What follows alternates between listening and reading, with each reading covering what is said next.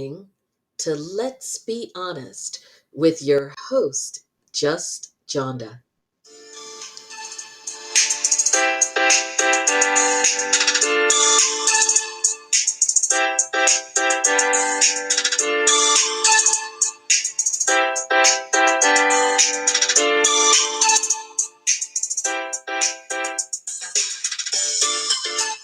Hello and welcome to Let's Be Honest.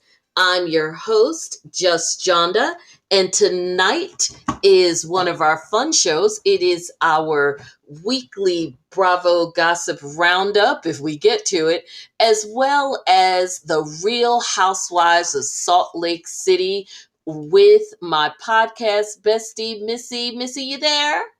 Yes, I am. Hi, everyone.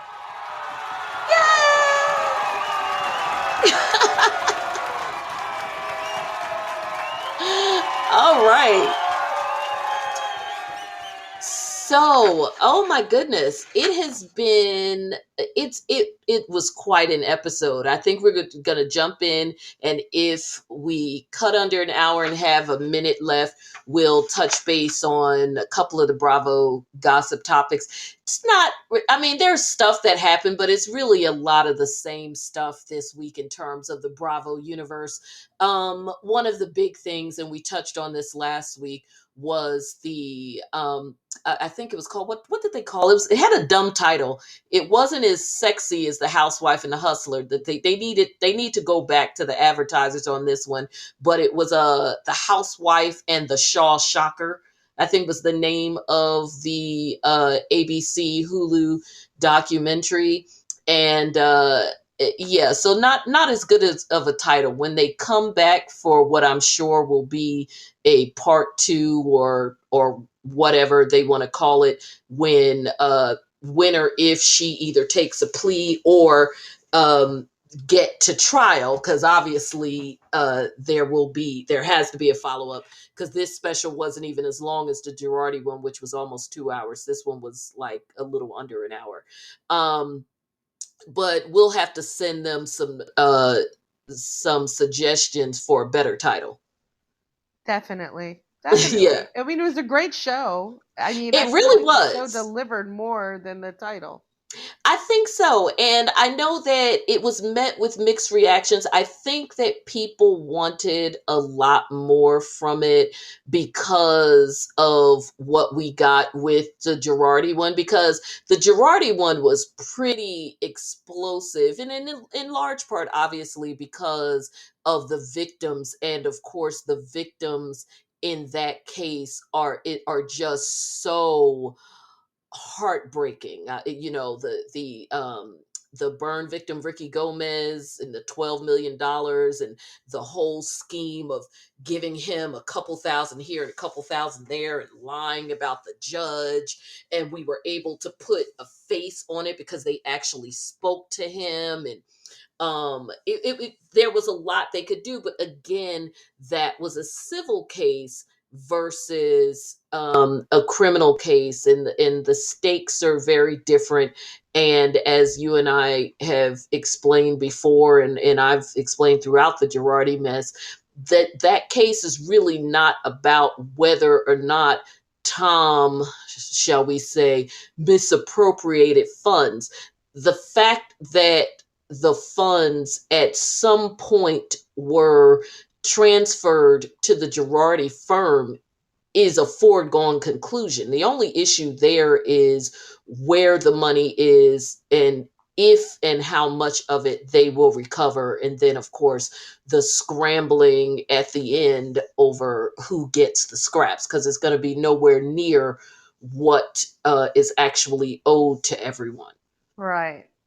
The Mary Cos I mean, I'm sorry, not Mary Cosby, I'm reading my notes. The the Jen Shaw thing is a very different posture, because this is a criminal proceeding, and everybody needs to step lightly, and both from the standpoint of the absolute fundamental rights that she has, which, however we may feel about her, we don't disagree that she has those rights and are entitled to them, as well as, even from the prosecution standpoint, them not tripping up their case by encouraging the actual alleged victims in that case to speak out and perhaps say the wrong thing and then not be a credible witness if needed later on. So there's just a many different move, the way that the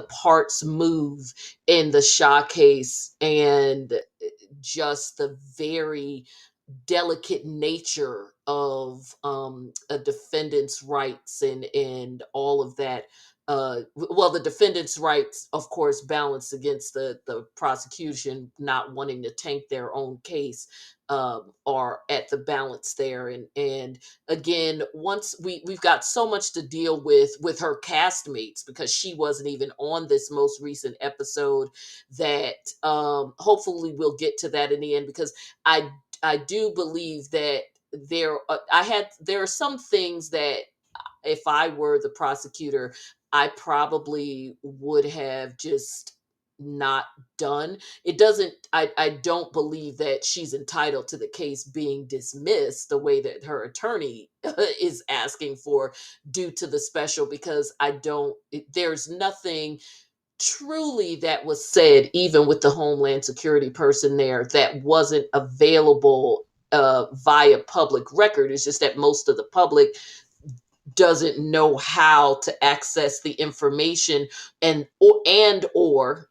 mostly it's the or didn't realize how deep this situation went and the other players involved, so that they knew what rabbit holes to climb down to to go all the way back to the very beginning. Like, this started with a mofo who had a drug ring going on, and like most criminals, they're snakes, and so he dimed out some other schemes in order to get a hookup in his other cases. So, not saying Jen Shaw had anything to do with that. It's just what criminals do.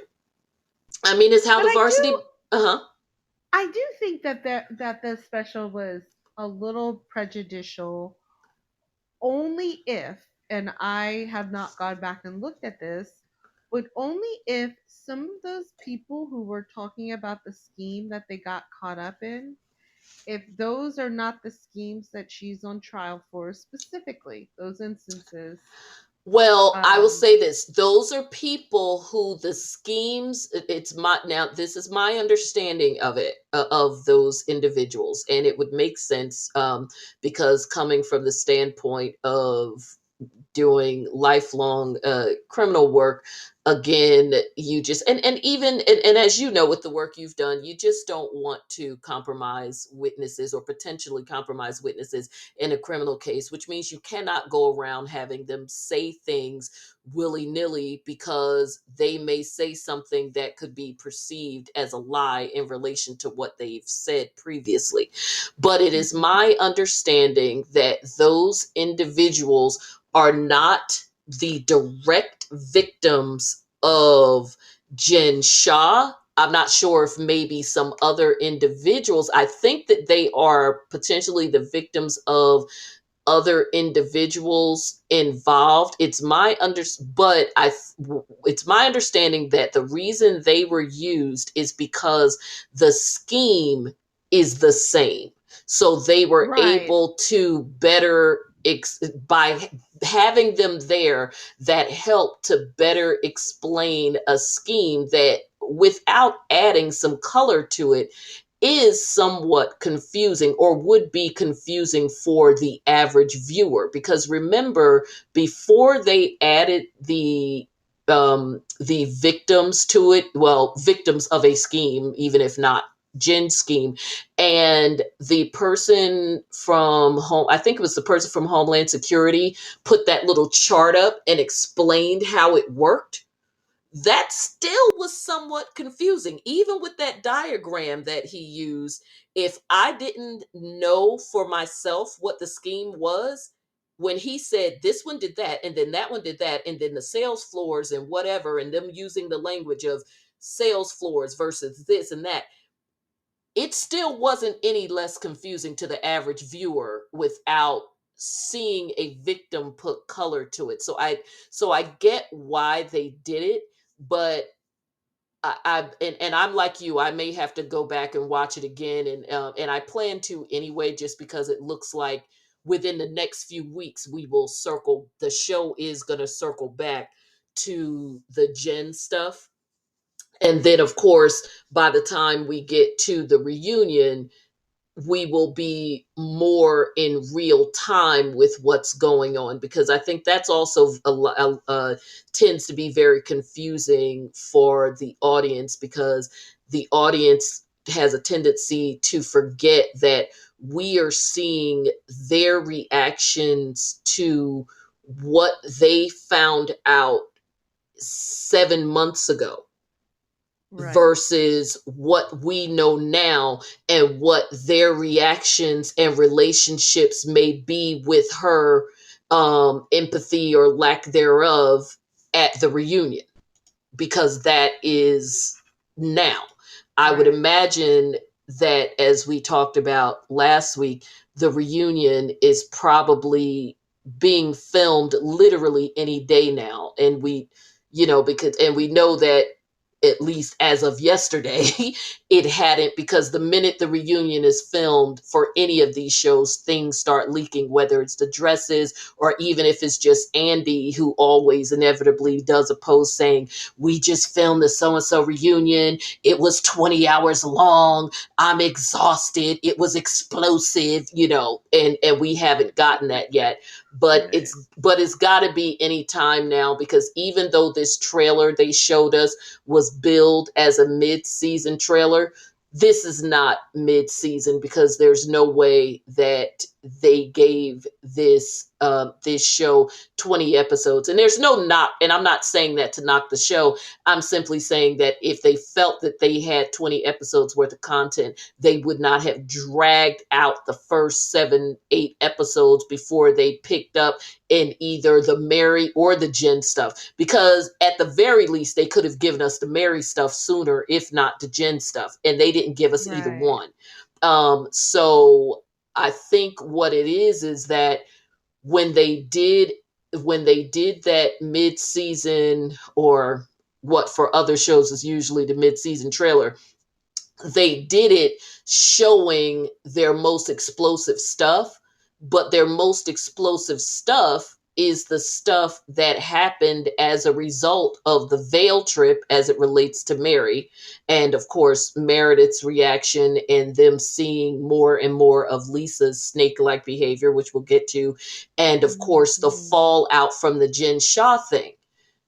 But it doesn't age well, because we know that there's probably at most maybe 4 episodes left, which would put them at 16 episodes, which is practically, that's only a few episodes shy of what the Real Housewives of Atlanta gets. And there's just no way that they're going to go beyond about 16 episodes, when we know that because of Jen Shaw alone, they're going to give this at least a 3 episode reunion.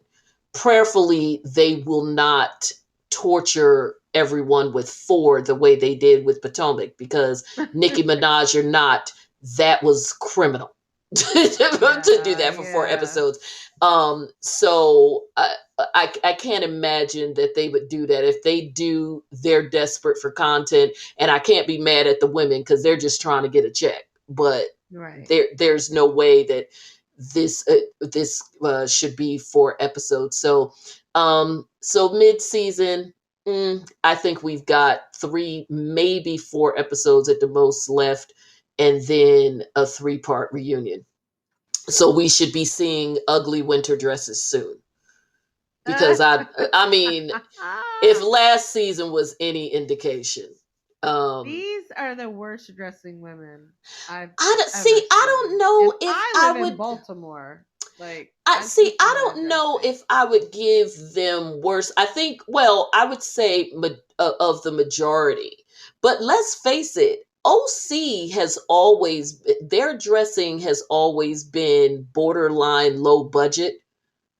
I think that OC, people have, we tend not to pay attention to their dresses, because the thing that has always been the that we would always talk about with the OC reunion, and I know this is going to sound very foul, but because you're my bestie, I know you're going to agree with me.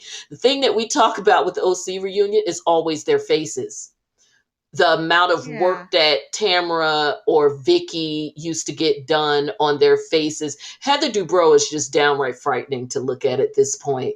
I think that the only thing that might make their looks interesting in the for their reunion, because again, we've never looked to them for fashion. It was just always just a bizarre looking group of women.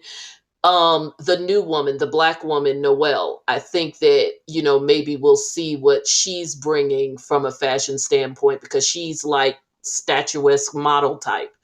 But so I think worst dressed is probably OC.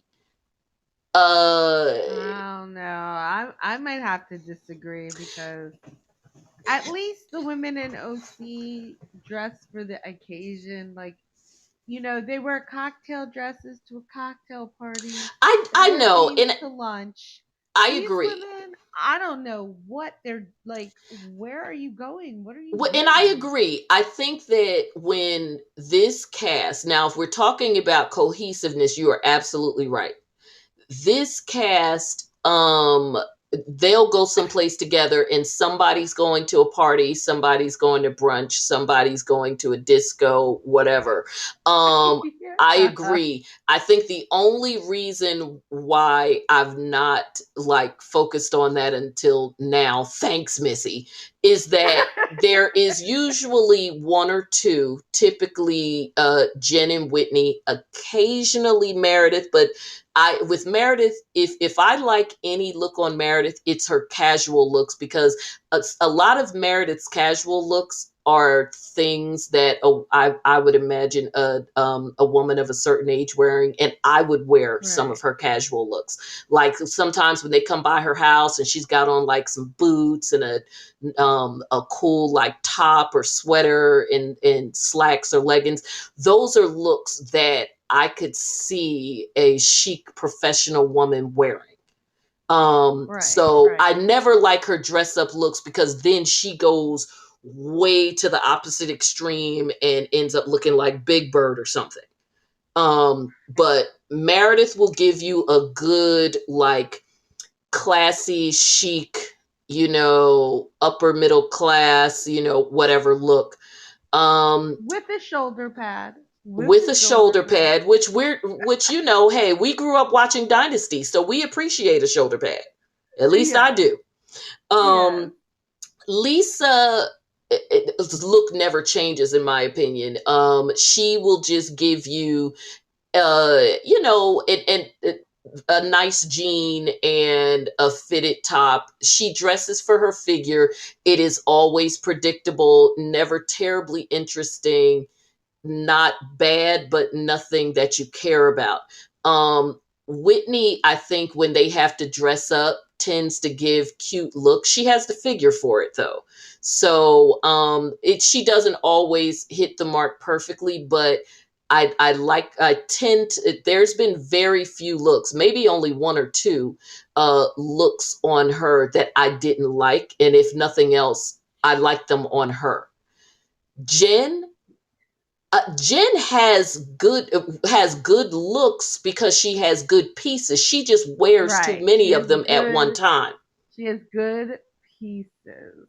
That's exactly how she In puts my them together opinion, is crazy. despite Mary's penchant for designers, Jen actually has better pieces than Mary, even if Mary's allegedly cost more, because Jen's pieces appear more current, they fit her properly.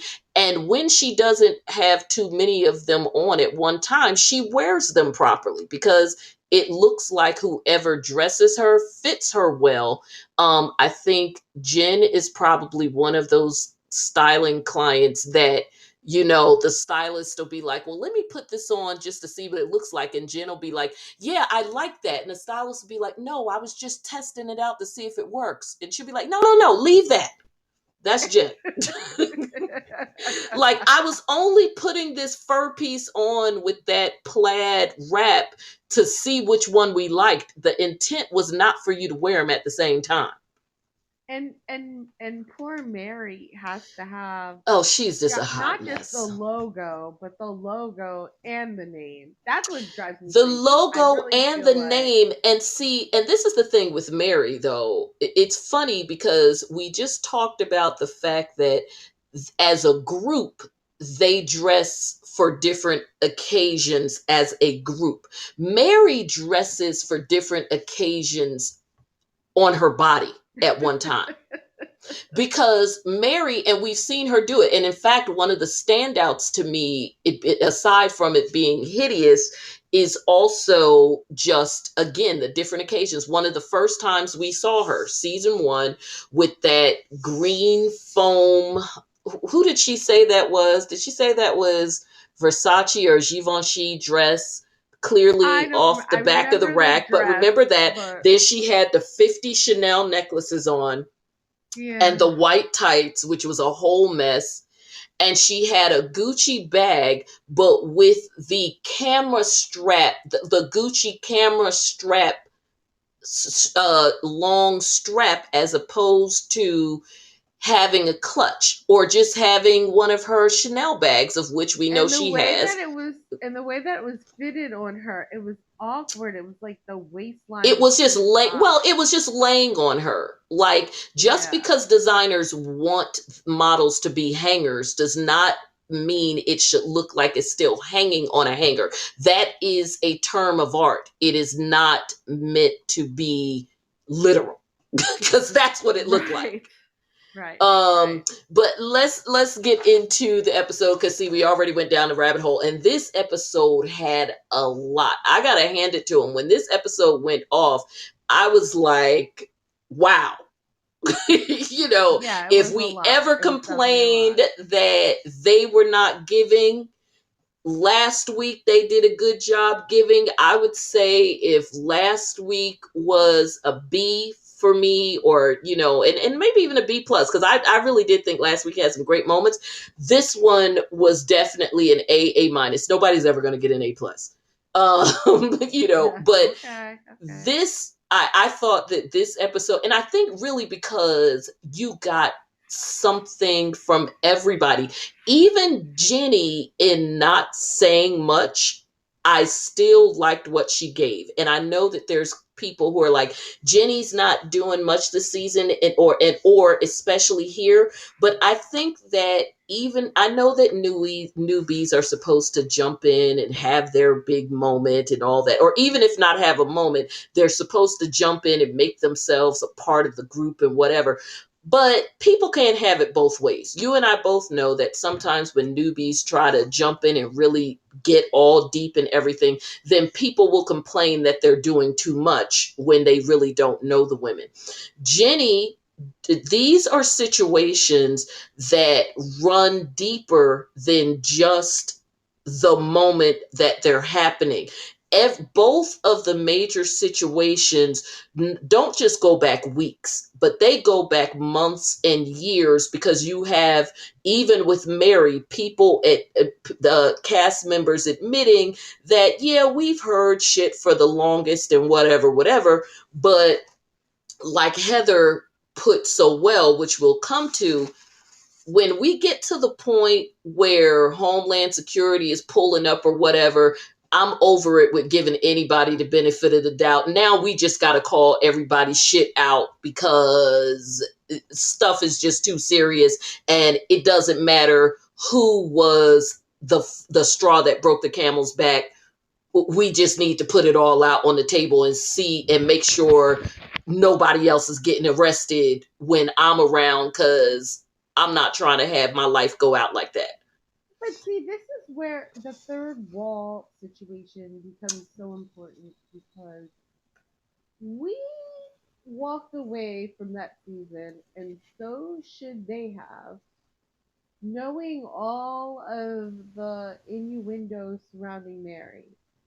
And I So think they I did. just find it right. So I just find it really hard that now on this trip we're going to address it. But I think that it's certain things were set up that way by a combination of both Lisa and the producers, which and production, which is Right. probably why production, and again in bringing down that fourth wall, was in a tizzy when the women were debating about, the ones on the bus were debating about whether or not they were going to go ahead on the trip anyway, because production, especially whoever Lisa's producer is, already knew that this trip, and I firmly believe it, this trip was supposed to be about the stuff with Mary, and then everything with Jen sent it in another direction. I truly believe that this trip, the Jen situation not withstanding, because obviously when something like that happens, we're going to talk about it.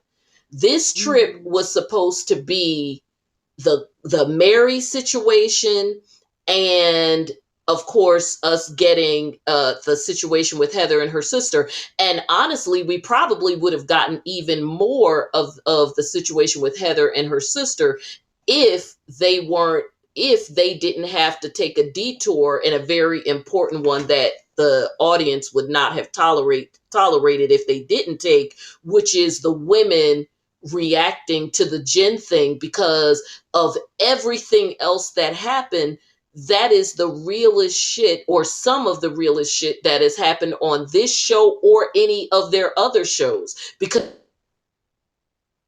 Hello,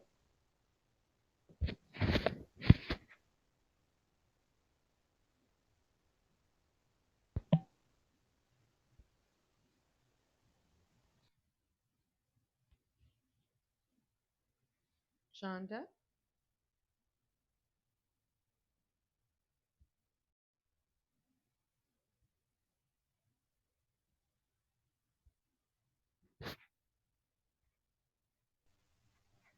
stuff that wins Emmys. Um, this trip, and you are absolutely right with the fourth wall thing, was absolutely going to be about Mary and the Heather and her sister relationship, but understandably the Jen situation took a big chunk out of it. But Right. let's jump in, because I think that given what Lisa did, it's very clear that all of this stuff was very much, in my opinion, very much planned out with Lisa and or whoever produces her. Yes, So definitely.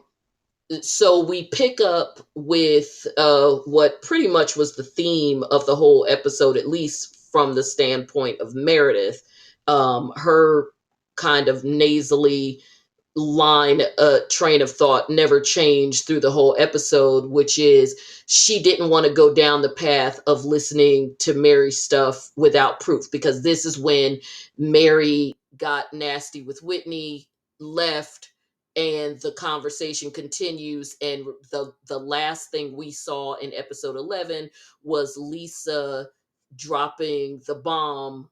Well, they all kind of knew about Cameron, because Meredith told Whitney. We know Whitney told Heather, and again, I don't know if any of them told Jenny, but understandably, she wouldn't know. Which again is why I didn't have a problem with the fact that she didn't have much to say, because if she had interjected too much, everybody would have been like, the audience would have been like, well, you don't even know what's going on, because they've had this thing going on for a minute. So I didn't mind her so much being a little quiet. It looks like she's going to have her moment later on to prove herself, to try to be on season 3. So Yeah, but anyway, I'm already tired. I'm already tired of her though. So yeah, I think I want to see what she brings to the table later on.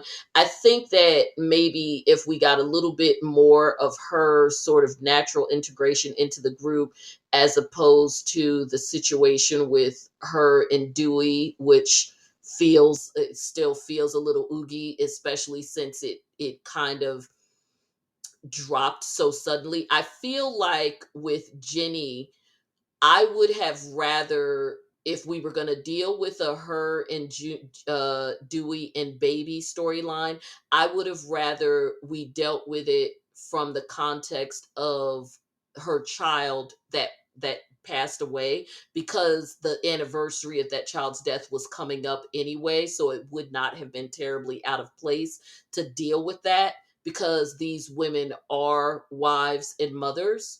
And I think that that's something that people could identify with and empathize with. I think the fact that it we got that very very important piece of her story on the heels of that whole having extra babies, sister wives thing, it took the wind out of the sails of something that actually was a much more meaningful storyline that would have given her character more depth before switching gears and dealing with some bullshit with her husband and an alleged sister wife scheme that nobody believes. What do you think about my assessment of that? maybe, but I also just think that like she's boring. And like the more interesting things about her that would probably make for better TV is that interaction with her extended family where there's some BS going on. I mean, it's the messy stuff people want to see. And that's the tough part about it, because we don't and that's the tough part with this for me, because I don't feel like it should be all mess all the time, because that to me is inauthentic. Because yes, people have mess, but it's not all mess all the time. But to me, it's clear that whatever she and her husband, and this is, you and I definitely disagree on this, but when I watch her and her husband with the sister wives and the another baby thing, it seems very contrived, like an issue that they've probably already worked out in real life that they're just bringing up on camera because they need an issue. And I agree with that. I think that, and we know, and this is not specific to Jenny, that most of these shows and most of their issues, again, because life just does not work this way, they are reenactments of situations. Even some of the situations that result in the women having these alleged conflicts are reenactments of things that were already discussed or resolved or whatever, and they tell their producers about them, and then their producers help them to produce these moments, just like we know that Lisa was attempting to produce but is blowing up in her face right now. So I agree with that, and that's why I said, if you're going, and that's why it goes back to my point about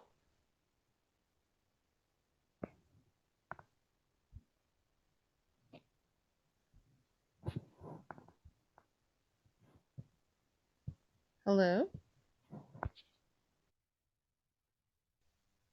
that you are bringing on the show just to get a moment is something that people won't beat you up about, because who's gonna like be all like at somebody when their storyline is losing a baby?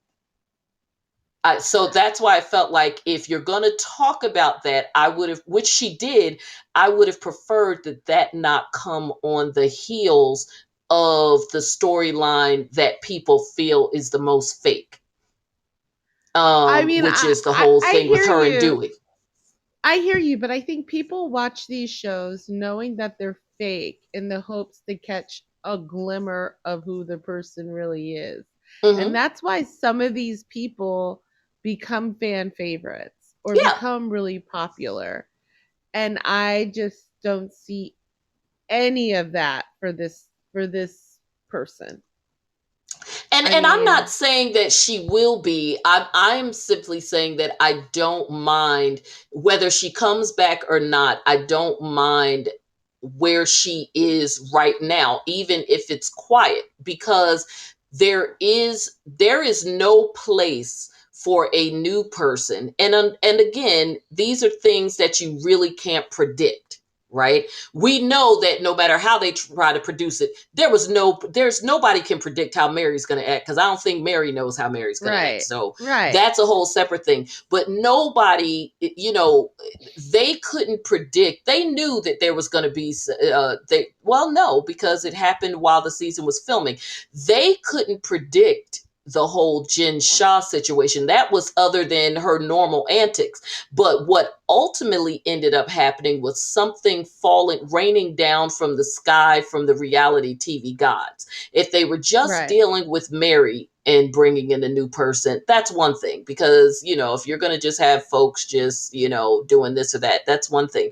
But when you have something like this that potentially takes over everything, that's a rough point to bring in a new person, because this is one of those rare times when stuff is just so hot that you keep the cast as is and just let them deal with it. So I this think that I think the problem is that her only brand, or at least the only one that I've seen that's very effective, because they're all mothers. You know what I'm saying?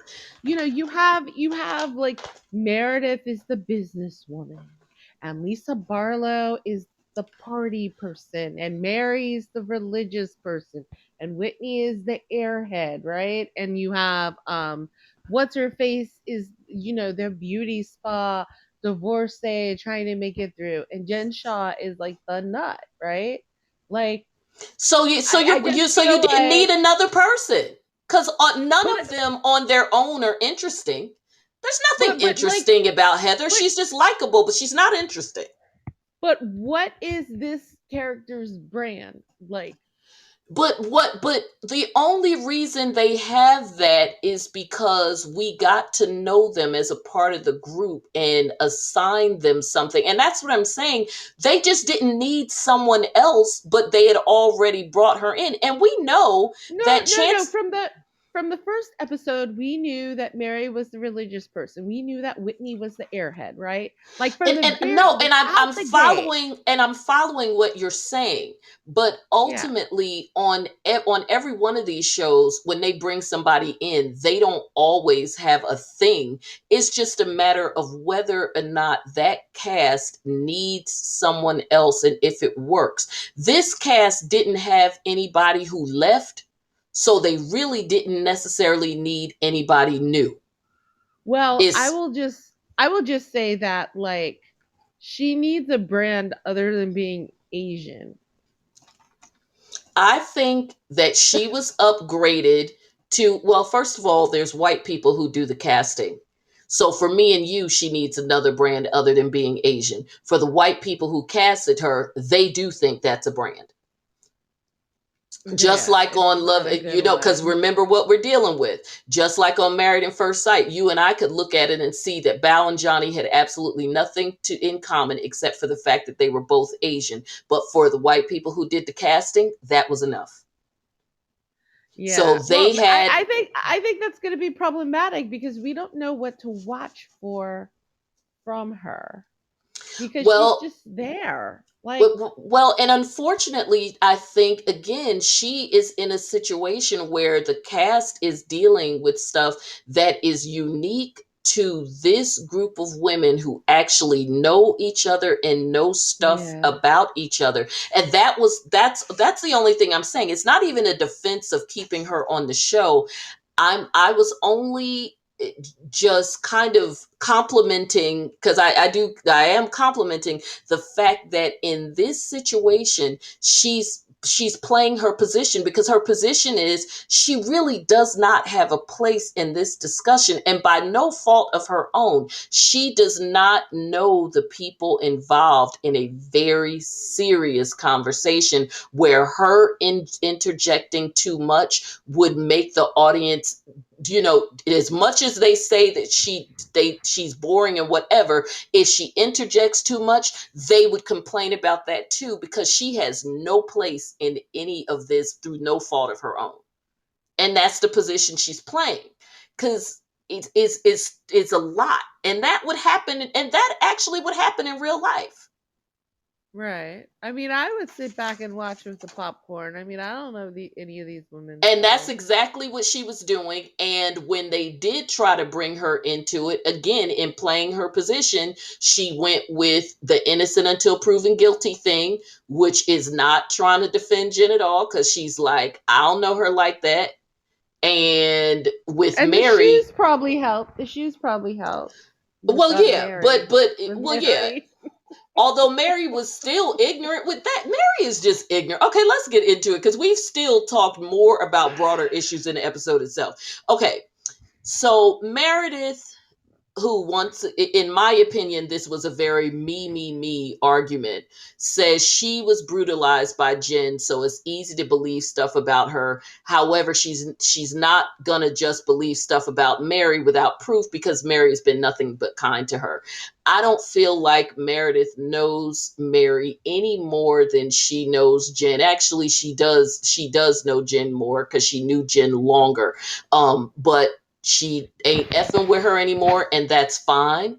I don't believe this whole Mary is so close to Brooks. Brooks is back at school, so Mary was kind to Brooks and whatever, because she was kind to the mother. I think that this is a simple situation where Meredith, and people have a right to feel how they, to view things through whatever lens they choose to view them. I think, and the lens that Meredith is choosing this to view this through is, I'm fine with condemning the bitch who I don't F with no more. The one who seems to be pleasant with me thus far, even though I know Yeah, she the one who crazy. gave me a Then reason. The one who gave me a yeah, reason. the I'm one gonna who gave, be. exactly, the other one I'll be more charitable with. I don't think that this has anything to do with her thinking that Mary is necessarily a great person, because I think we also have to remember too that Meredith prides herself at being the the sort of the grand dame of the group, and they kind of treat her that way. Meredith is the one that they seem to want to impress and whatever, and she carries herself that way as But well. Like, I also think that Meredith is coming from a very, and I don't even really like her character, but like neither do from I. a very mature perspective, because this is Mary's life, literally, and Hmm. her means of supporting herself. And you shouldn't play games with that. Like there's something really, I mean, look, there's shenanigans up in that situation, right? But I to get don't. on national TV, um, and and kind of throw that out there, and all you have is innuendo, some guy who won't say what's But really this going isn't on, but is innuendo, warning and they know people. it. They're all there. Meredith has heard the same stuff that everybody else has had. Right. But This they stuff want was out before the show even aired season one. There is nothing that we know that they don't know, and probably but know more. if the best that you can get on the show is Homeboy with that warning, and a lot of there's a story, but I'm not going to tell it, but there's a story from someone who's shown themselves to be duplicitous even before this began. Because remember, Meredith was on the half because she was like, Lisa, why are you messing with Jen Well, Shaw yeah, when you know what's going on? and I agree. I'm simply saying that Meredith, and I'm not knocking it. Meredith doesn't want to go on record as being the one to say to Ish, even if it's stuff that she knows and is heard and knows the Right. deal and whatever. She doesn't want, because that's not who Meredith portrays herself to be among the group. She's not the bone carrier. Right. Right. Excuse me. That's not who she is in this group, and that's not who she chooses to be. Her saying that, so her not participating in what she considers to be a witch hunt is it serves dual purposes, because on the one hand, it keeps her above the fray when Mary flicks off on these heifers because it's good, because she knew that was going to happen. And Right. two, she can consistently stay on the record as saying, no matter what I've heard or where I've heard it from, I can maintain my record as never being one of the ones to spread it. Because we saw that even when she said the thing about them with, you all talked about my situation and nobody came and talked to me, so I'm not going to do that to someone else. So it And let's serves. face it, she was already on high alert Mhm, because of that weird event and absolutely. somebody she doesn't know, like, just Mhm. coming up and saying all of that. So, like, I get that. Like, And you I just know, don't think, I think a person has a right, which she does. And because again, both of us admit we're not exactly the biggest Meredith fans. And so that's why I'm not like, putting her on in this high place in terms of her defense of Mary, because I also think that, as with all of them, she is no less strategic than any one of them, because we've seen her strategy as it's in how strategic she has played the whole situation when it came to Jen, until she was finally able to say ha ha ha when Jen got right. arrested.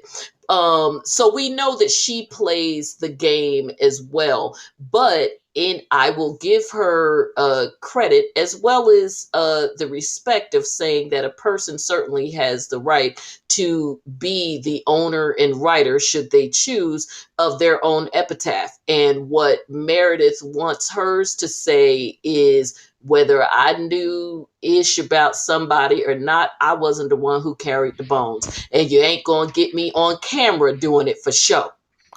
Right. Right.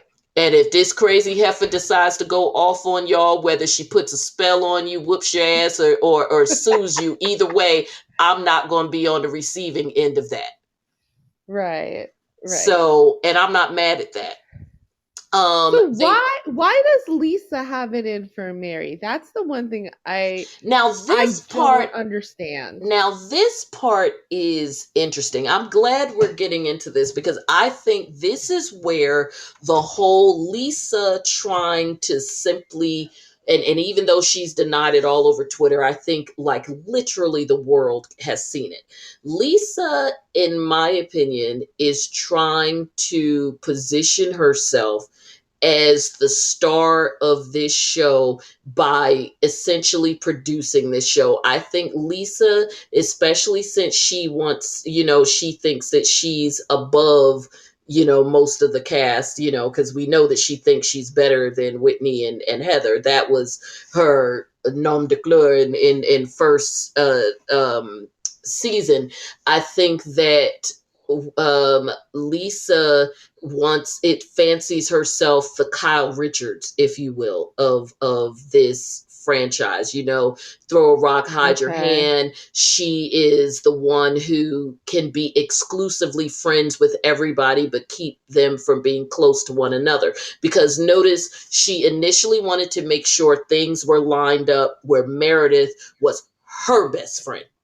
Right. That's it. So then season 2, and I believe this from day one, she cozies up next to Jen because she knows that coming out of season 1, for the good or for the bad, Jen Shaw was the breakout star of this show. You could not think of Salt Lake City. You don't have to like her. That doesn't change it from being the truth. It's no different than the very polarizing Nene Leakes, although Right. obviously far more popular in her heyday. Still, however you felt about her, clear breakout star of the show. And you know, and of course, on and on and on, from whether we're talking about Teresa Giudice on New Jersey, you know, there's always that person. And for Salt Lake City, it is Jen. So you make sure that you are close with the breakout star, because what is the breakout star going to get? The most camera time. Right. So I'll Right. be friends with. So that is what I have firmly believed was her reason for cozying up to Jen, especially in the face of that putting her friendship with Meredith in jeopardy, especially when you look back at how hard she in season 1 seemed to fight to make sure that everybody knew that she was Meredith's best friend and little sister. And then for her to suddenly jeopardize all of that just to be with Jen Shah, of all people, especially given the situation with Meredith, the only thing that could possibly make sense would be because of Jen's positioning on the show, good or bad. Same thing with, I mean, it's like on Potomac, why, you know, the girls, no matter how Giselle and Robin treat them, still break their necks to try to be in their friend group. But how does Um, this translate back to Mary? I Because think it's like with, yeah, so and I think random. with Mary, again, she positioned herself to be friends with Mary. I don't think that with Lisa it's an issue. And I'm sorry, I went off on a tangent. I don't think that with Lisa it's a matter of having a vendetta against Mary. I think that Lisa, and correctly so, because of her quest to be the star of the show, knew, based on what she knows, or and based on what everybody else has heard all around Salt Lake City, knew correctly that the shit with Mary Cosby would make a good storyline. I don't think that Lisa fundamentally has a problem with Mary at all. I don't think Lisa gives a damn about Mary, good or bad. For Lisa, this is producing good television that puts her right smack in the middle of the storyline because of her position with how the story is going back and forth, and her role with bringing Cameron into it, and her relationship with Meredith and whatever. And then she gets to cry and play the victim, which still ultimately does what? Put the camera on her. So I don't think that Lisa dislikes Mary. I don't think Lisa gives a damn about Mary at all. But she is disrespectful. I mean, that's kind of where the tension started brewing because she was being kind of like a smartass towards Who, her. Mary or Lisa? Mary, Well, Lisa Mary's being well, that way Mary's towards nasty Mary. to everybody. I mean, Yeah. Mary is, Mary is unpredictable. Mary is nasty. They know Mary is nasty, and that is part of the reason why I think that there is no real allegiance to her whatsoever. Which goes back to the whole thing with Meredith. Just doesn't want to get her hands dirty. She knows that everybody has this stuff to say about her, good or bad. She just doesn't want the mess to be on her hands. And again, I'm not hating on that. You are entitled to write the story that you want to write about the person who you want to be. That's fine. but Right, with right. but with Lisa, I think we know Mary is nasty. I think that that's the way Mary treats them all the time. I think you and I both talked about this and agree on it, that Mary truly believes, and we've seen this with her even season one, that all of these women, even the ones who she temporarily, because the relationship never lasts, that she temporarily gets along with for the moment, she believes all of them are beneath her, whether it's because she don't like white people, or she don't like people, or she just don't give a damn. Mary has a very high-handed way of dealing with people. You even see it with the way she dealt with the people at her church, and the way that she Right. treats these women is no different. She thinks that they are stupid. She thinks, she's, looks at them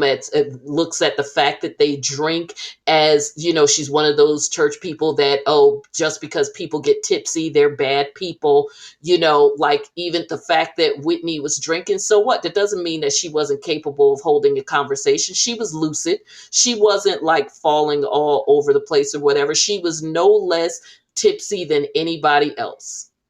So I think that this, there's no love there on either one. There's just, they're friendlier at times than others. And in this particular instance, Mary and Meredith had a moment where they are being friendly. Maybe not now, I don't know.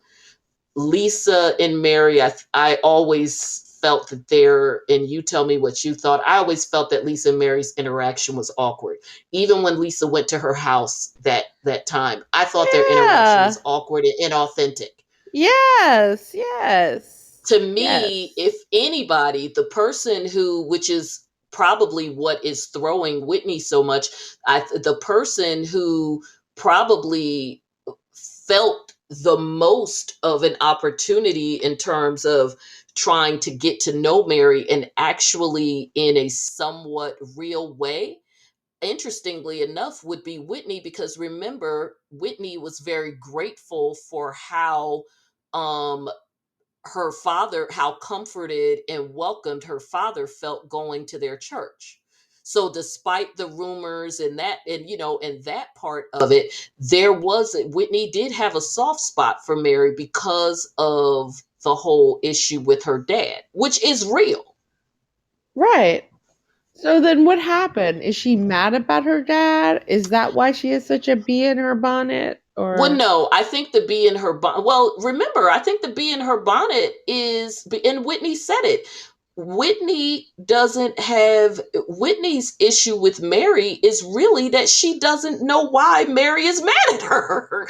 Remember, right, right, Mary tripped on Whitney because Whitney didn't answer the phone or right, RSVP in the manner she felt was appropriate, and then it elevated to the whole little girl thing and went down from there. So I don't think that the Whitney part is fake. I think she is genuinely thrown off. Like, why did, whether or not I answer the phone and you ain't my mama, we cool, but we ain't best friends.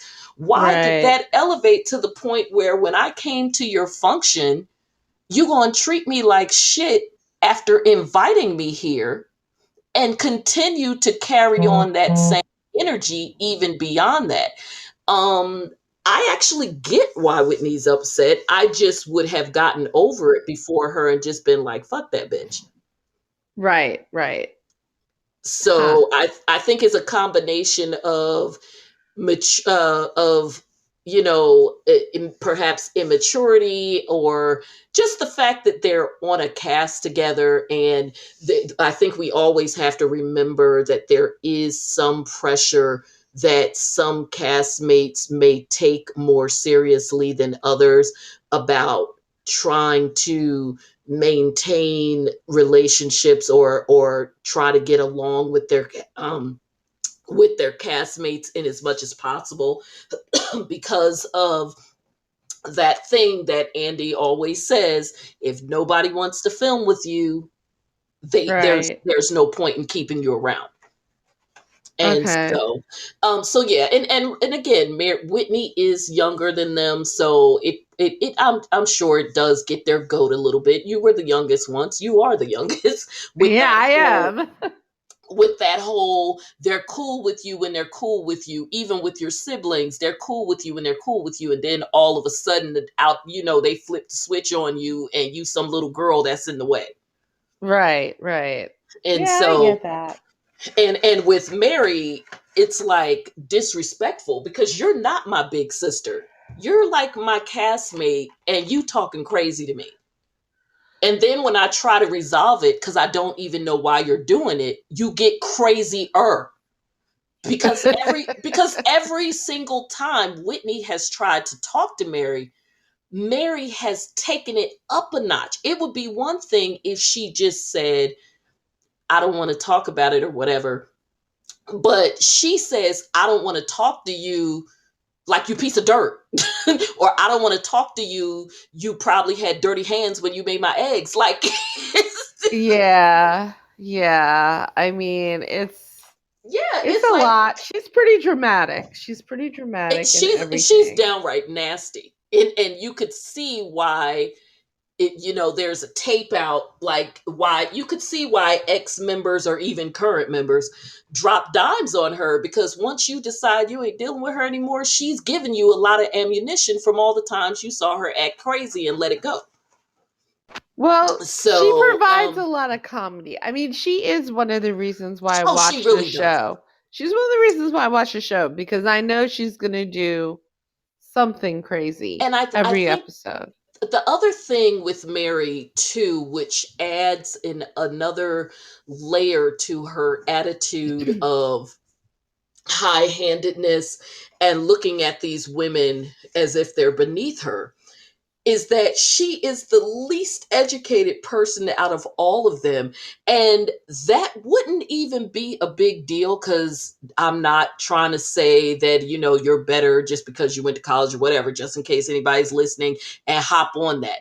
I mention that because it is not just that she legit is the least educated out of all of them, but it shows.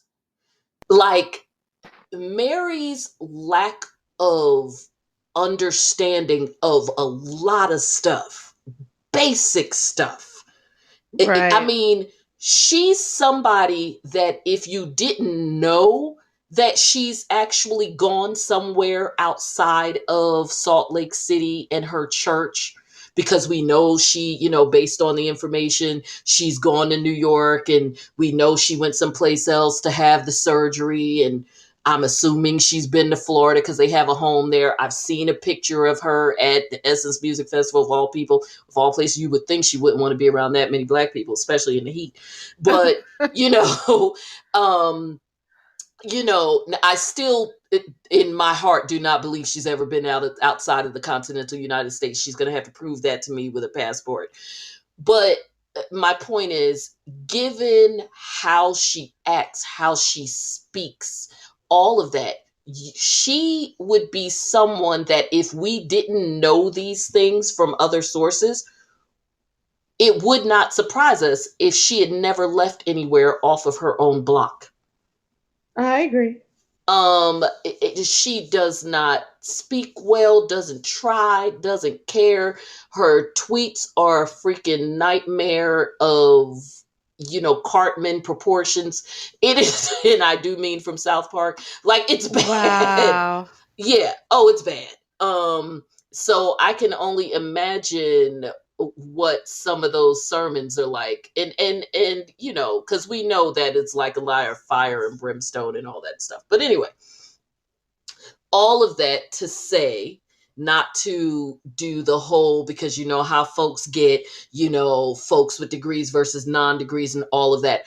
All of that to say that you have a lot of nerve being this way towards your castmates, when not only do they carry a higher level of education and worldliness and all of that than you, but it shows, Right. because you could be someone who did not go to the hallowed halls of some university and whatever and be doing great and have all your designer clothes and all that crap that she has in that bedroom closet she lives in, and you are the most, like, you could be breaking mofos down to the point where they're afraid to talk to you because you're going to make them feel like an idiot. Mary ain't that chick, but she thinks she is, and that's annoying as hell. Because half the time when Yeah. she's talking, I'm like, okay, what part of the English language is she going to split up? Put some adverbs where an adjective needs to be, and use some Spanish in the wrong conjugation. I don't know what's going to go on. So Now, can we get to the real part that I tripped off of? And okay, that go ahead. is, okay, Mary giving out these gifts. Yes, Lord. Yes, Sister And Siki, break it down. I can tell you that, like, I it would You take giving me some more if used ish. you're gonna buy me off. She didn't even. If you gonna buy me off, it better not be used. Yeah, it was just like Although really.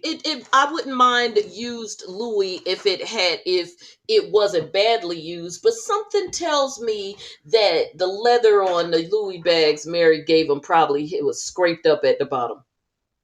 And look, I don't know if Mary's a smoker, but I don't know why I feel like if you went in her house, it would smell like cigarette Uh, smoke and it's her clothes do too. That voice gives it away. Okay, If so not a smoker, I would not be shocked to know that she was once a smoker. so I would just say that they took these gifts because I really can stand here and say that. Heather said that she did not accept hers.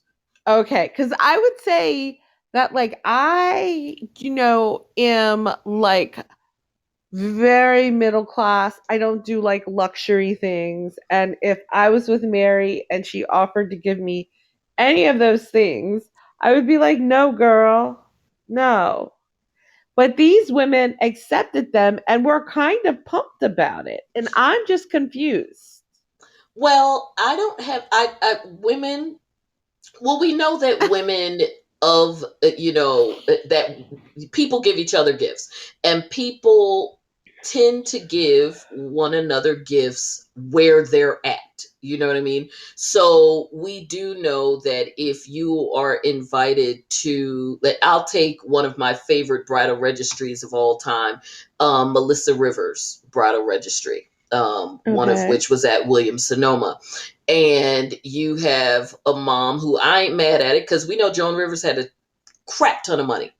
Right. And of course, a lot of the people she invited did. So that bridal registry had everything on it, from something that may have, like, maybe a $200 punch bowl to a hooded oven, from Okay.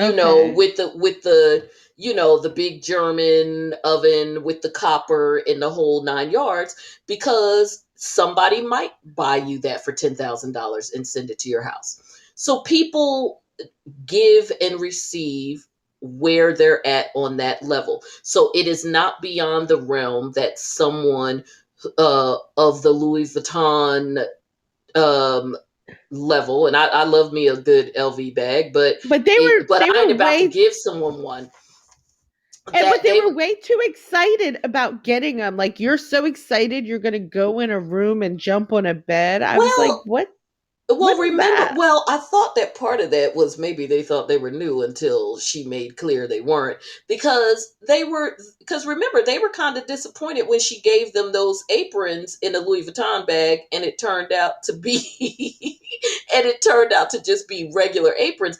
I think that A, some people are just excited to get any gift, and B, we also do have to remember that not all of the richest person on this show is the least ostentatious of all of them, which is Heather. So, and Heather seems like the type that just gets excited when anybody gives her a gift of any kind. That just seems to be her personality. The other ones don't have Heather money, and they don't have, I would venture to say, that the others do not have the money to give to give every one of their castmates $5,000 backs. Now they might now from their season 2 money, but from their regular lives, we know Lisa's not living not rolling like that. I would say next in line behind Heather would probably be it would have I would have said Whitney, but we're going to find out that Whitney and her husband are leveraged to the hilt. Is probably Meredith, and that is and still nowhere near making Heather money. I just mean behind her, if we were to rank them, would probably Right. be Meredith, and not even in the millions, just Meredith, because her store is a jewelry store and her husband must make a decent salary that is worth it to him to live in two different places and not give up his job. Right. Um, so that is, and of course, where they are is not a cheap place to live. So unless they're living like regular people. Um, so I think so given their real income, I can see them being excited. And with what's her name? With Jenny being excited about the boots, the impression I got was she was excited because they were also very cute boots, because remember she couldn't even pronounce the name. You're right. I She thought just that was liked, funny. yeah, she just, not that she didn't know what Louboutin was, it could just be her accent, but she just thought that they were cute ass boots. And quite frankly, I thought they were cute boots too. Now I didn't like hearing that they were used, but given Mary and how she is, where would she be going that she would be wearing boots like that? I think Mary's a shopaholic, and that's why she has all that stuff, because other than to church, she's not rolling anywhere or with the kind of people that she would need to wear that stuff all the time. She's not going to the Sundance Film Festival and stuff like that when it comes. So Mary may wear that stuff once or twice, maybe to church, and then that's it. So the boots probably had only been worn once, if any. It's not so much the fact that you're giving that the boots were used, it's the principle of how she did it. Like when she goes, "Oh my God, thank you," and then Mary, like, you undermine your own gift just to be an asshole, when she was like, "Oh, they were just something I had laying around the house." Why is I that know. something to I say? know. I Why would you know. even I say that? know. But And I mean, I felt just how like she you're giving somebody a gift but shading them at the same time by basically saying, "I'm giving you this, but it doesn't mean anything to me." well, because she doesn't respect them, because No, she doesn't. Mary Not at knows that all. a lot of the stuff that they're saying might be true. So let's just sit in that, Well, right? of course. And she And we knows that know there's a that there's lot a that more. and we know that the mortgage stuff is based in truth, even if there, while there may be some specifics that people will be able to agree to disagree on to the end of time, because Cameron is deceased. So unless I'm assuming he had a wife, comes out and gets and throws her hat into the fray, all we have is that one statement. But the reality of it is that there is an entire case history that absolutely fleshes out the fact that there was a whole little mortgage company situation that was being run through the church, and it involved Robert and this woman who was the church administrator, and it got so messy that it ended up involving estate money from that would have been a part of the residue of the grandmother's estate, which is why Rosalind Cesares, because that's the case, Cesares versus Robert Crosby.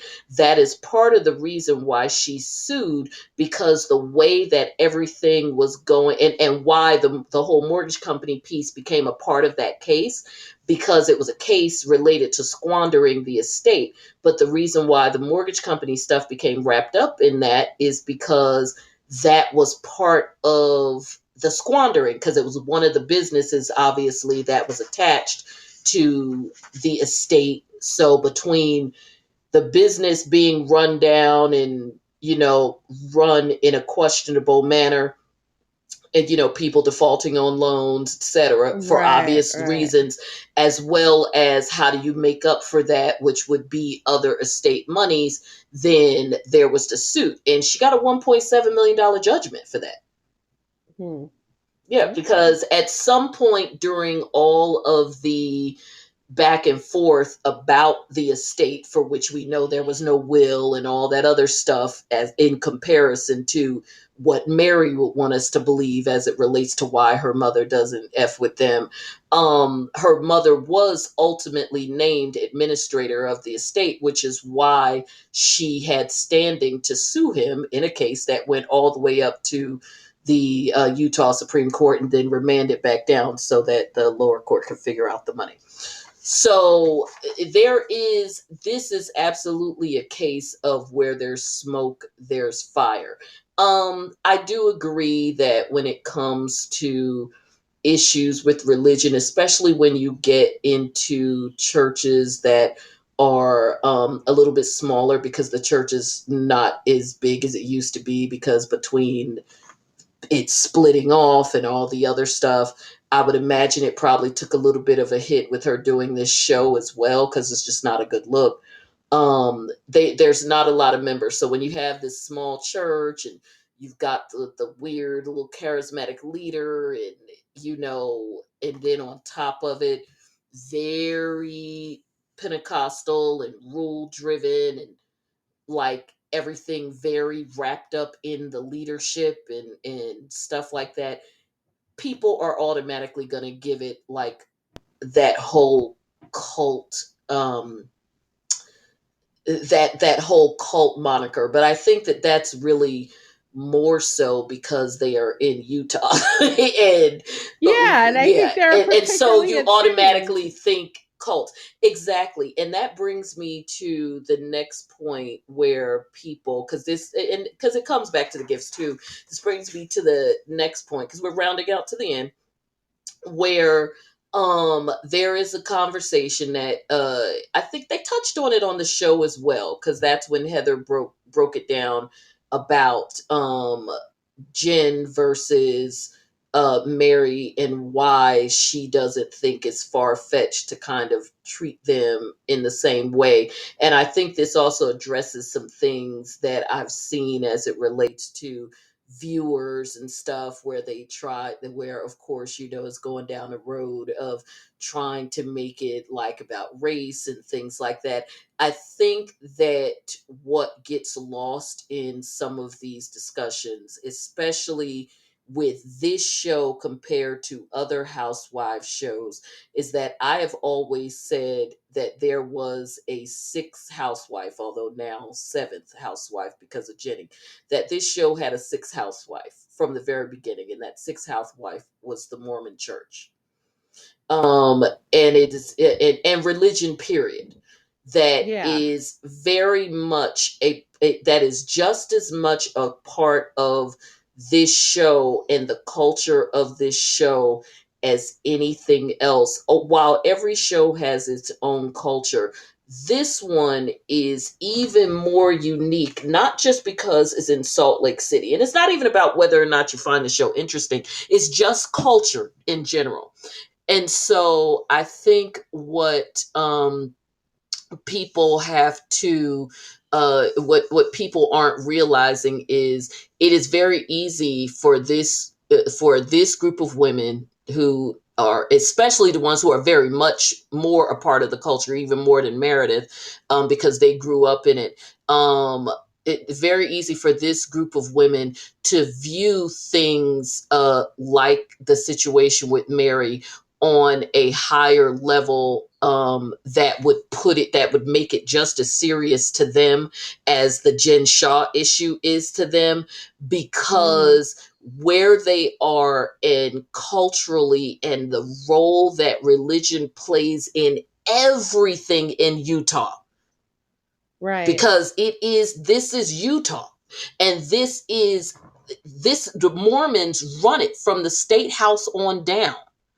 So for them, when you have some issues with religion, and I get what Meredith was saying about in any situation where you've got religion and religious leaders and churches, you are always going to have malcontents, people Mm-hmm. who have had religious trauma, some more than others. And we definitely know that in places where it is like literally run by religion, you're probably going to have even more people with religious trauma. I mean, honestly, what Heather is dealing with is absolutely religious trauma. Yeah, definitely. Yeah. So I say all that to say that because of the importance that I don't even know if Meredith fully understands, that they place on religion, that anything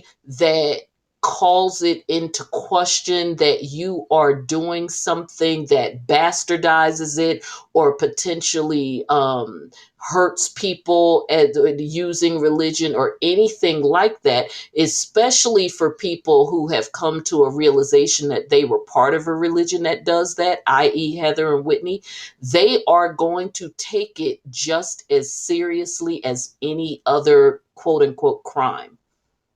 Okay. Um, and, I and see that. I see that. I definitely see that. and another point that Heather made, which was a good one, which, and again, and if I thought it was race, I would call it out. I don't think, are there some racial elements in the show? Anytime when you have most people one way, and they did come from a religion that, up until recently, flat out was open about the fact that they didn't mess with white people, and I mean, black people. And I still don't, I mean, has Brigham Young openly, well, I guess they probably have, considering that There was a letter of apology from the Mormon Church about 3 years ago, a but I'm couple years talking ago. about the university as well, because remember, it wasn't just a matter of BYU having an issue with boys and girls living together, because remember the girl who was on the Real World that got kicked out of school because she was on the Real World, but they also had a policy against mixed race dating. I'm assuming that went away because remember RG3, didn't he go there and he had the white girlfriend that was his girlfriend You, there? well, I'm not sure about that, but I do think that the when the church as a whole came out, The they school had all of followed these. suit. Yeah, they had all these measures, and some of them included like education and Yeah, people so couldn't the get school would have married. followed So suit. yeah, yeah. If not sooner, and they probably did it sooner because you're gonna have a good if you're gonna have a good football team, we're gonna be there. So anyway, it's sad to say, but if there's no other reason why they'll keep us around, it's gonna be sports. But anyway, but like I said, if it was race, you and I would definitely call it out. With Mary, I I think race truly, though does have something to do with it because something tells me that there's a lot of stuff that you can call out that they can call out about each other's businesses and oh, everything. absolutely. I do think that them seeing if I do think that if Mary was white or even Jen Shaw was white, like before she got arrested. Yeah, but before she got arrested, none of them were calling her out about her stuff. They were No, all, I they mean, were no. They were speculating about where does she get all this money from and all yeah, but everything else. but people speculate about stuff without calling it out. They said, remember, I don't think there would have been as much if Jen Shaw was blonde with blue eyes. I don't think I don't people would think there would have been as much speculate about it speculation about it. less. I don't think that sadly, when it comes to money, that's one of the great equalizers in certain situations. I think that people would speculate about your money anytime. The issue with people are going to speculate because people are nosy, first of all. Let's just call Yeah, spade a spade. People are people nosy. are I think nosy, that the but speculation would be there. The issue would be how open the speculation would be. That's so I do agree with you there. Would it be openly discussed every time she walked out of the room? No. But would No. husbands and wives go home at night from the dinner parties talking about where does she get her money from?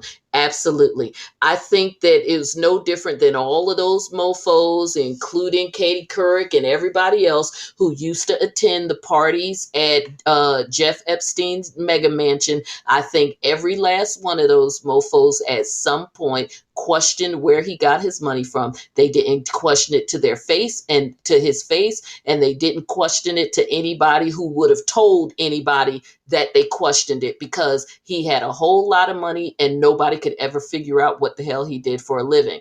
And the same thing with Jen. She had a whole lot of money and she could never really explain exactly what she did for a living. And even the person who tried to kiss her ass the most, Heather, when Mhm. pressed on it, could not explain what it is that Jen did for a living. And she tried. Because if there's one person Right. on that show who loved the hell out of Jen, no matter how many times she practically punched her in the face, was Heather. Right. Right. Now, she loved Jen to a damn fault. Right. So, and I don't think it's on some Lisa Rinna kissing up to Erica Jane stuff just for the sake of it. Heather genuinely had affection for her. It was obvious because Yeah, I of, mean, I think yeah, they had a relationship yeah, outside of the very show. imbalanced, but a relationship nonetheless. So no, I definitely think that there are areas where race come into it. I'm simply saying that when it comes to especially the way, because we also have to remember that they've got this little goblin setting this all up, i.e. Lisa. So all we know is the stuff that we saw Lisa say on camera. But we also know, just based on the fact that Meredith, who, have we ever in a million years seen Meredith really have a one on one with Whitney? We also know that Meredith said that because she said it, because she said she regrets it, that Meredith told Whitney what Cameron said, which means so that's another example of the fact that these women are talking about stuff. They're sharing the rumors that they're hearing and all of this stuff, but they're not talking about it on the show. Whether they're sharing the information with each other or getting it from other people, they're talking about it. Right. And one thing that I do agree with Heather on is when someone, I think it was Meredith, when she said, all this stuff about Jen Shaw, or maybe, yeah, I think Meredith said all this stuff about Jen Shaw and these questions and this and that and the third, but you all were giving her the benefit of the doubt until HSI, Homeland Security showed up, and I appreciated Heather saying, because this was like Heather bossing up at the end when Heather said, yes, we did have questions, and she knew about some of the Yeah. questions that we had. The fact that we had questions weren't new, and yeah, you're right, we did kind of overlook some stuff, so she admits it. But I also appreciate her boss up when she said, but we're now at a different point. When we're at the point where Homeland Security is pulling up to the parking lot of my business, then I'm sorry, even though Mary is not Jen, at this point, essentially what she was saying is, at this point the gloves are off, nobody's getting the benefit of the doubt, because now my livelihood is being threatened. I can't be Right. mad at that. Because to me, that's no different than Meredith saying, like we talked about earlier, to me, that's no different than Meredith saying, well, I ain't got no love for Jen and her situation because of what Jen did to me. Mary ain't do nothing to me at this point. So I'm good with her. Whereas Heather is taking a different approach, but still in the same family, which is, my situation when Homeland Security showed up, I basically took that as a personal threat to my life and my livelihood. So now I ain't trusting nobody. So since Jen Shaw stuff is on the table, remember she even said, I keep trying to call her, she didn't answer. But since we Right. here, Mary, now there's some questions about you. Sorry, you not going to get the year-long benefit of the doubt that Jen Shaw did, although technically she did. Your girl Lisa over there put your stuff out on Front Street, so now let's just deal with it. Right. Right. Well, Um, where do you think they're going from here? uh, well, we saw Heather boss up. Loved that. Loved when Mary came down there and thought that she was gonna bully her, and Heather was like, "All right, whatever, Heifer." I thought Whitney was great this episode as well when Lisa kind of tried to bully her, and she was like, "Whatever." Hmm. But where did they go from here? I know we kind of got lost in terms of not talking about Heather and her sister. Quick and dirty on that. It's sad. I hope they work it out. You could beat up on Heather all day about it, but I don't think that anybody can beat up on her any worse than she is probably already beat up on herself. You're caught with family and religion, and because they were Mormon, those two things are inextricably linked, and that's it, unfortunately that's what happens in those situations. So hopefully they can move forward. Okay, the end. Yeah, hopefully. Yeah, because I you know It I looks like can't. they will. It looks Yeah, it like looks they like we will. They will. had, yeah. I can't beat up on her about that. From the outside looking in, we could all be like, that's stupid and whatever, whatever. But again, it's a different culture, and you got to look at it through that lens, or it'll never make sense to you, which I Hmm. understand as well. So where do they go from here? Well, it looks like they all gonna go freaking crazy. I definitely I want to know. know. Yeah. I definitely want to know what makes Meredith say something about telling people's businesses about husbands, and what the word on the street is, which backs us up into a little gossip, even though we're not going to go down the rabbit hole, is that there's going to be the word on the street is that the rumor that gets kind of kicked around, and maybe that's what pissed her off, is that Jen and Meredith was maybe messing with the same dude. I, I don't, it sounds crazy, but it did seem like Meredith never really shut down the fact. Remember last season, she never really did come out and say that she wasn't seeing someone else. And her and Seth were legit separated because they actually filed in court that they Right. were separated. So if she was seeing somebody else, it may not be anything that she wanted people to know because it doesn't fit within her image. Plus, her and her husband got back together, and I received that. But I'm not beating her up about it either way. I just understand why she wouldn't want that discussed with the world. Now, Jen, that's a different story because you was full on all Right. about Coach Shaw. So I But guess remember, we'll see. she did say that they almost got a divorce. Coach Yeah, Shaw but the sitting for a question is leader. when. And then plus, almost, she said she didn't necessarily say they almost got a divorce because they separated of her accord, but that he almost wanted to leave the marriage, which means if you were still like, I love you, don't leave me, then you wouldn't be cheating, right? Right. Right. So, but then again, he gone for like years at a time, so who knows? But anyway, Right. because the whole world seems to think he's got a whole other family at the university. So anyway, he's Muslim. He might. He's never there for key Okay, events I and mean, things. talk about a license to drive with some foolishness. He's Muslim and he lives in a Mormon state. God only knows what he's got going on in terms of his belief about having extra wives, because on both ends of that, there's some questionable views as it relates to women and having multiple families. So you never know. Right.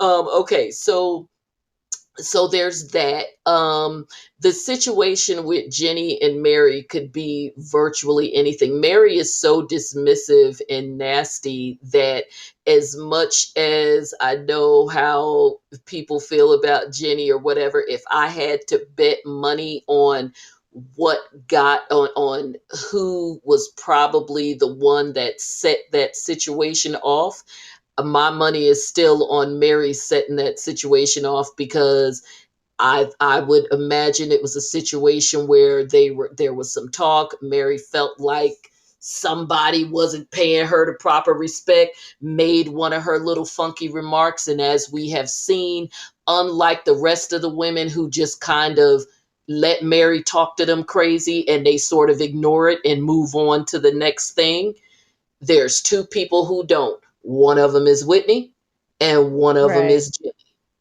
So Right. if I had to bet how what set that in motion, it would be that Mary said something a little left of what Jenny was going to tolerate, because that's just how Mary rolls. And I know that Jenny has jumped into other people's arguments or whatever, but Mary just moved real funny. And given that Mary gave her the boots, as far as Jenny is concerned, her and Mary are good. She even said that. I know, which was hilarious to me. Exactly. Because Hilarious. remember, technically, Jenny didn't really, Mary was more angry at Jenny than Jenny was with Mary, because Mary said, Jenny, remember, Jenny was just doing the same thing that she did at the ice fishing thing, which Mary wasn't there for. So I guess she didn't realize that Jenny's way of trying to stop everybody from arguing and get back into having a good time is to yell for everybody to just shut up and calm down. And then Mary didn't take kindly to that. And then they got into it or whatever. But, whether we like the way Jenny handled that or not, the point is that I don't think she did it she did not mean to do it to start a personal beef with Mary. So I don't think Okay. it was a big deal. I think we can agree on that, right? She didn't. Yeah. It started a personal beef with Mary, but that's not what she intended to do. So that's why I think it was very easy for her to just be like, as long as Mary is cool with me, I'm cool with her, which again is why I think whatever set that shit off at this party has more to do with Mary than Jen, because I think so too. we know how Mary I think so rolls. too. Well, she The was already, I mean, like, here's the thing with Mary. I mean, you agreed to and go she on feels this trip. attacked. You agreed to go on this trip. They already told you that you would be like wearing an ice skating dress Lederhosen, and whatever. yeah, and I don't even know what you whatever, call that right? crap. And No, it's because the not, men wear lederhosen, so I don't know what that was that the women were wearing. is it called a drindle? I don't know. Whatever Okay, it is, no, I got to right? look it up, but keep going. Whatever it is, you already knew that that was like part of the assignment, right? So like you can't be there like, oh, we outside, they drinking. Like you already knew what it was. Just don't And you're go. on a girls' trip. Yeah, and like what'd you think they were gonna do? Hold a prayer circle? Yeah, and that's what I'm saying. So it's just like, girl, like she just works my nerves. I'm just like, Yeah, I have a hard time figuring out what her expectations were for what they were gonna do in that trip. Because I yeah. could have told you it was gonna be some drinking. I was surprised there wasn't more drinking. Well, there probably was. We just didn't see it all. Right. Like, you know Right. what? You might be right, because I just looked up what a drindle skirt looks like. It looks like a lot of them are long, but that I'm seeing, but I'm assuming that the short ones are probably called drindles as well. Okay, so you're in the family there, because somebody else asked that question on Google apparently. but anywho, so I think that's where it is with Jen Shah. We already know the deal: deny, deny, deny, and try to paint some conspiracy that she knows good and darn well her castmates had nothing to do with. But what do we expect any different? I think the thing that if I were her, I'd be most concerned about is flying off the handle and it being documented, and having your bond people wonder if that was fueled by alcohol, considering that her bond condition said that she couldn't get intoxicated. So um that she so hopefully she whoever her pretrial officer is not a jerk off in terms of looking back at Bravo tapes, because we do know that Bravo happily shares their tapes with the government, who did subpoena them, and they happily turned them over. um Right. and that has already happened. So we can get more into Jen Shaw later. I don't think that the motions before the court that her attorney has filed are going to go anywhere. I think worst case scenario for us, because it doesn't change anything for the prosecution, because we could always just look up the motions when we want to find out if anything new has happened in the case.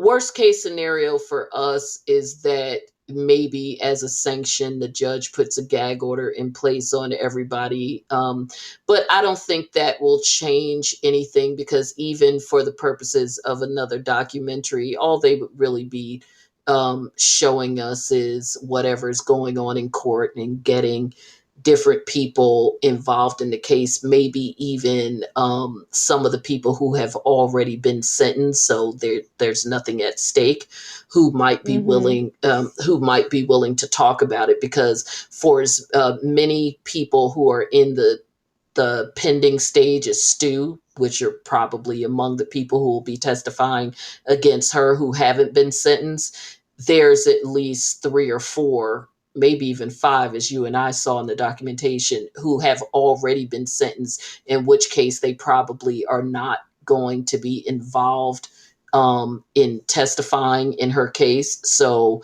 if they're able to speak to a news crew, I'd love to hear from them. just from my Right, own right. just for my own purposes.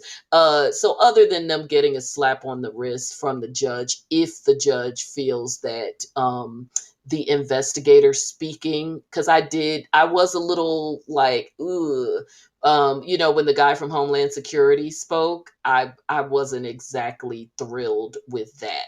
And I think her attorney is doing the right thing just from a zealous representation standpoint. But the case isn't being dismissed, because even the things that he said, because I read the government's response and they had the entire transcript, there was nothing that he said that wasn't public record. It just wasn't necessarily a good look.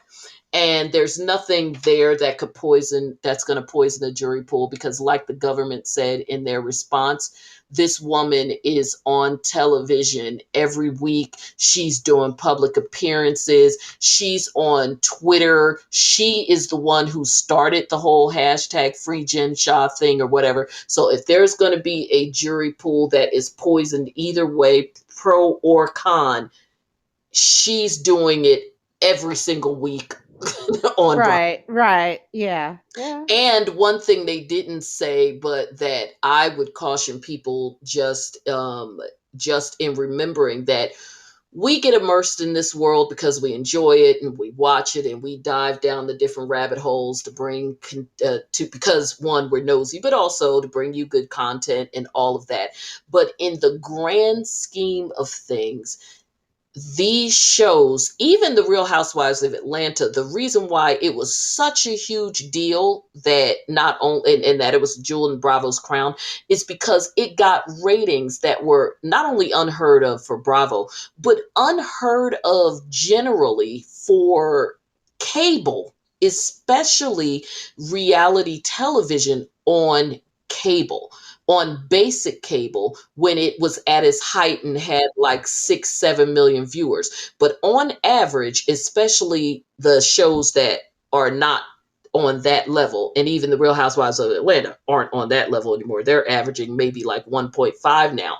This show doesn't even get their numbers. None of the shows do. They average maybe a million viewers, which is like point point I figured this out, 3/1000% of just the population of the United States, which is a Right. drop in the bucket even for the state of New York. So that, what does that mean, folks? Not, I'm not trying to give you a math lesson, that the overwhelming majority by miles of the general public does not watch this show, know who these people are, know who Jen Shah is. It doesn't matter how many times it comes on the news, it goes right over people's heads. So the idea that even the even it being on Hulu would spoil a jury pool, absolutely ridiculous when you put it into its real context outside But of it's us in this but bubble. it but if it's all you have, you gotta work with what you got. Oh, absolutely. And that's what I'm saying from a defense attorney standpoint, Yeah. due diligence 100%. I'm talking about from the standpoint of a judge ruling that this would poison a jury pool. Not even close. Yeah, but these judges are just never fail to surprise me, so we'll see. Me either, but Southern District of New York, I think there's people who have done worse, and the cases have been tried, and the government has still won. Again, if the judge is so inclined, and I wouldn't be shocked, nor would it bother me. Because if for no other reason, the fact that the Homeland Security person spoke and the fact that there were materials that the prosecution provided to ABC. And again, we got to remember those are not new requests. That kind of stuff happens all the time. But Right. if the judge has a particular bee in their bonnet, because everybody has their own ideas about the media, pretrial stuff, or whatever, maybe a mild sanction, and I can't even imagine what that sanction would even be that would really take any bite out of this, other than to just gag everybody from um any pretrial conversations about the case. But the tricky part to that, as you and I know, is that cuts both ways, because if that is the ruling the judge gives, that could even impact whether or not she should take the risk of even being at the reunion, because There's surely going one. to be a question Absolutely. about And it. and certainly, she any questions about it from a normal thinking person would be, and if they well, first of all, a normal thinking person wouldn't be doing this, but a normal thinking person who went to the reunion because they were having a stupid day, the answer to any question about the case would be, I can't answer these questions. It's an active case. I'm not Erica Jane. This is like criminal shit. I'm facing 50 years, and that should shut it down. And if Andy tries to ask her in 50 different other ways, motherfucker, I'm leaving because you already know whatever this situation is. In fact, that should be honestly a respectful way to handle it. It would really be, and I know if I was her attorney, what I would do would be to have a conversation with Andy Cohen and Bravo before the reunion Of even course. happens, so that when it starts, I don't even have to address it, because Andy Cohen, as the host, would say, I know that viewers are looking to have Jen Shaw answer questions about XYZ in much the same way you saw us do with Erica Jane, but these circumstances are different. We understand. We don't want to violate her civil rights, and we just can't do it. And that be the end of it. Right.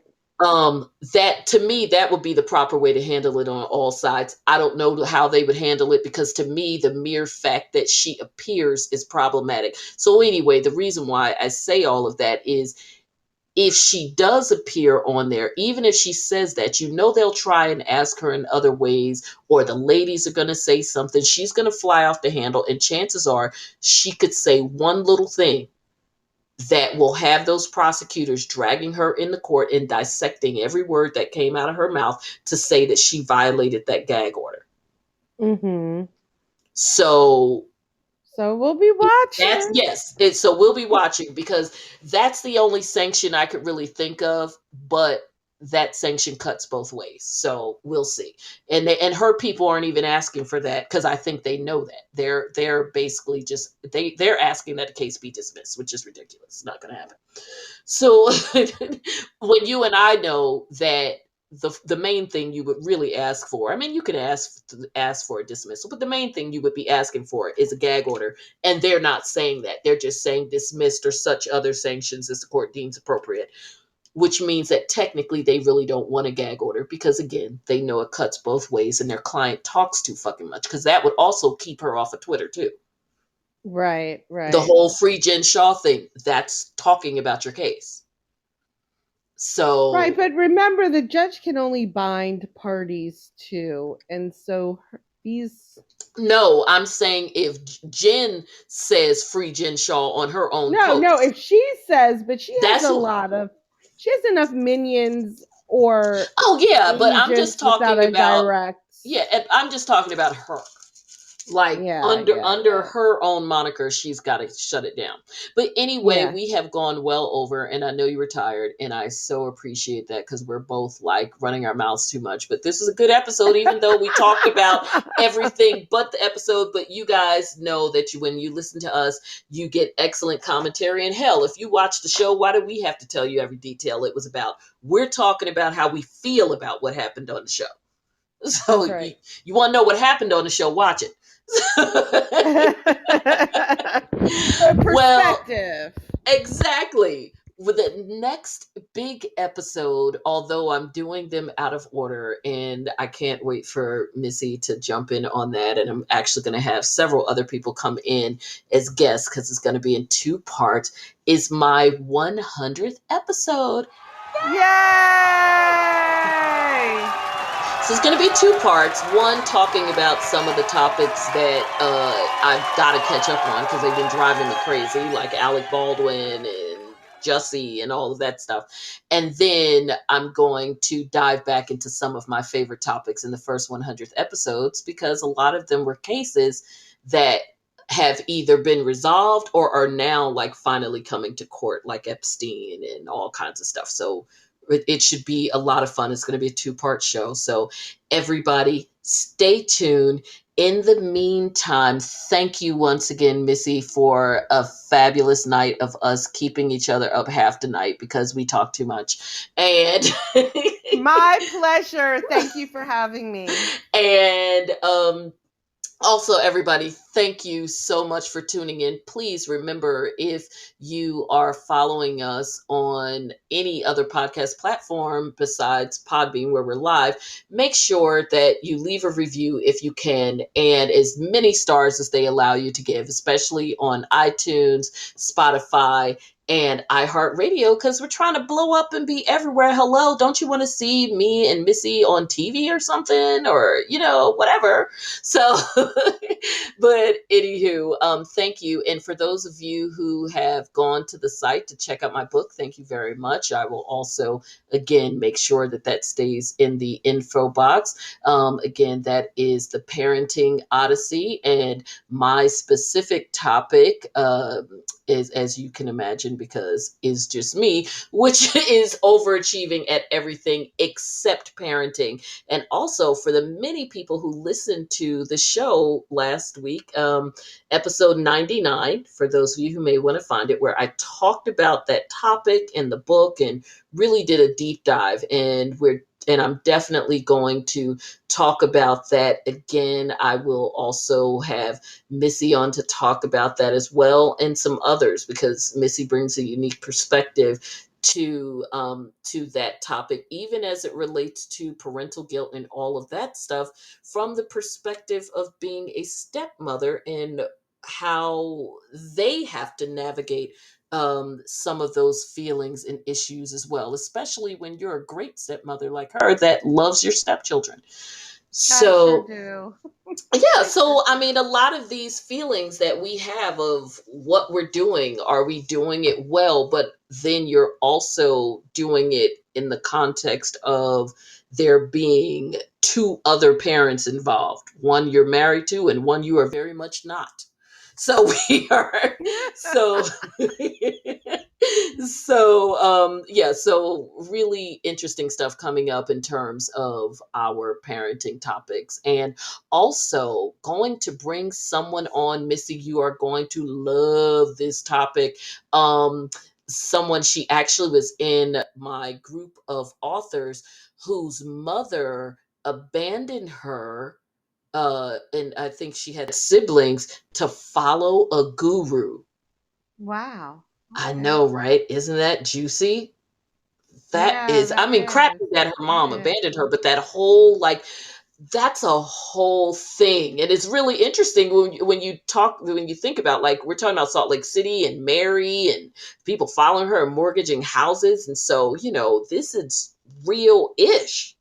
So definitely going to get into that. And I know that people want to listen to that, because when we did the book launch last week, she was one of the people who spoke. And even some of my guests were like, you did a great job, but I want to know more about her. So Yeah, yeah. I wasn't offended, because I do too. And it's really interesting because she's one of my fellow authors. So she, of course, is parenting now and going through the process of parenting her children, but this was her background as a child. So very very interesting. So looking forward to having her on. Otherwise, everyone, always remember that if you are interested in it, thinking about it, clicking about it, any of those things, chances are I want to talk about it with you too. Because again, I'm nosy. So let's be honest together. Keep in touch. You'll find all the contact info you need in the bio. Bye bye.